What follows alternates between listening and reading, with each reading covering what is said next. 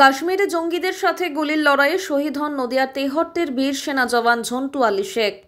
বাঙালি সেনা জওয়ানের মৃত্যুতে শুধুই বদলার দাবি তোলে পরিবার সহ গোটা দেশবাসী। এরপর জঙ্গি ঘাঁটি নিষ্কাশন করতে পাকিস্তানকে পাল্টা প্রত্যাঘাত করে ভারত। সেই অপারেশনের নাম দেওয়া হয়েছিল সিঁদুর। এরপর শহীদ ঝন্টু আলী শেখের পরিবারের তরফে ভারত সরকারকে কুর্নিশ জানিয়েছিলেন, তার কারণ একাধিক সেনা জওয়ানের শহীদ হওয়ার পরে ভারত পাল্টা জবাব দিয়েছে পাকিস্তানকে। সেনা জওয়ান শহীদ হওয়ার পর রাজ্যের মুখ্যমন্ত্রী মমতা বন্দ্যোপাধ্যায় পরিবারকে 10 লক্ষ টাকা আর্থিক সহযোগিতার ঘোষণা করেন। এবার আরও এক রাষ্ট্রায়ত্ত ব্যাংকে ঝন্টু আলী শেখের পরিবারের পাশে দাঁড়াতে দেখা গেল। এদিন এই রাষ্ট্রায়ত্ত ব্যাংকে পৌঁছন ঝন্টু আলী শেখের স্ত্রী সহ তার পরিবার।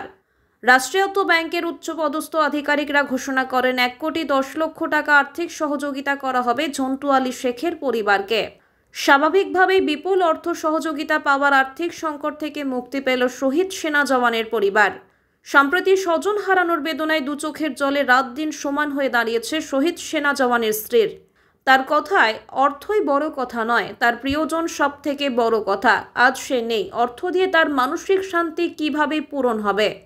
কিন্তু ভবিষ্যতের সচ্ছলতার দিকে বিশেষ ভাবনা চিন্তার মধ্য দিয়ে রাজ্য সরকার এবং এই রাষ্ট্রায়ত্ত ব্যাংকের আধিকারিকরা ঘোষণা করলেন 1 কোটি 10 লক্ষ টাকা আর্থিক সহযোগিতার। নমস্কার। মাননীয় জোনাল ম্যানেজার হেড অফিসার,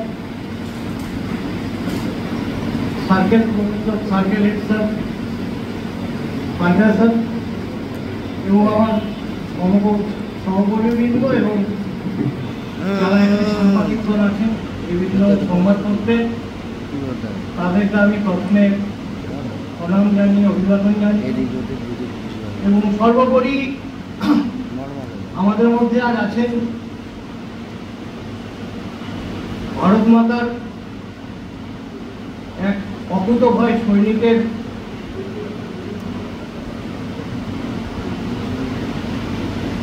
স্বামীহারা স্ত্রী ম্যাডাম এবং তার সন্তান। আজকের যে দিনটি আমরা আছি, যে দিনটা আমরা পালন করছি আজকে, সেটা সত্যিকারের সুখবর নয়। আমি আজ ব্যাংকের তরফ থেকে, ব্যাংকের এক আধিকারিক হিসেবে আজকের দিনে আমার যেটা মূল্যায়ন, ব্যাংকের হয়ে অনেক কাজ আমরা করেছি, আমার সহকর্মীরা করেছেন, কিন্তু আজকের যে কাজটা আমরা করছি সত্যিকারেরই এর কোনো আমি বলবো যে এর থেকে আর ভালো কাজ হতে পারে না। আমরা এক অসহায় পরিবার, আমাদের এক অকুতোভয় সেনাকর্মীর পরিবারের পাশে আমার ব্যাংক আজকে দাঁড়িয়েছে। পাঞ্জাব ন্যাশনাল ব্যাংক রক্ষক প্লাস স্কিম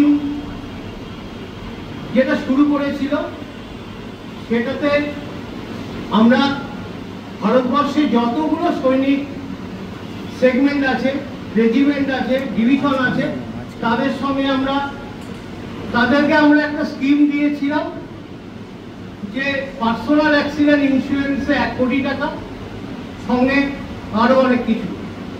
তো সেটা সত্যিকারের যে আজ আমরা যেটা করছি, এটা শুধু আমাদের কাছে একটা গর্বময় সময় নয়, এটা আমি বলবো আপনারা যারা এখানে সবাই উপস্থিত আছেন, সাংবাদিকরা উপস্থিত আছেন বিভিন্ন সংবাদপত্র থেকে, আপনারাও আজকের যে ঘটনাটা, সেটাকে আপনাদের দায়িত্ব সেটাকে ছড়িয়ে দেওয়া, শেয়ার করা, যাতে সবাই এই সুবিধাটা দেয়, উপলব্ধ হয় এবং আমরা আগামী দিনে আরো অনেক অসহায় পরিবারের কাছে আমরা থাকতে পারি। এর সঙ্গে আমি আরেকটা জিনিস বলতে চাই, এই যে পিএনবি রক্ষক প্লাস স্যালারি সেভিং স্কিম, যেটা আমরা আমাদের সৈনিকদের দিয়ে শুরু করেছিলাম, সেটা আমরা পুলিশদের ক্ষেত্রেও আমরা দিচ্ছি। শুধু পুলিশ নয়, পুলিশ যারা পার্মানেন্ট এমপ্লয়ি তাদের শুধু নয়, আজকে যারা তাদের কন্ট্রাকচুয়াল এমপ্লয়ি, আমাদের যারা সিভিক ভাই, যারা দিন রাত কাজ করে রাস্তায় ঘাটে সন্ধে রাতে ভোরে সকালে, যাদের কোনো সময়ের কোনো স্থির নেই, যাদের কোনো ডিউটি কোনো আওয়ার্স নেই, সেই সব সিভিক ভলেন্টিয়ার, সেই সব কন্ট্রাকচুয়াল এমপ্লয়িদেরও আমরা এখন দিচ্ছি। সেটা আমরা পিএনবি স্যালারি সেভিংস একটা নতুন আমরা শুরু করেছি।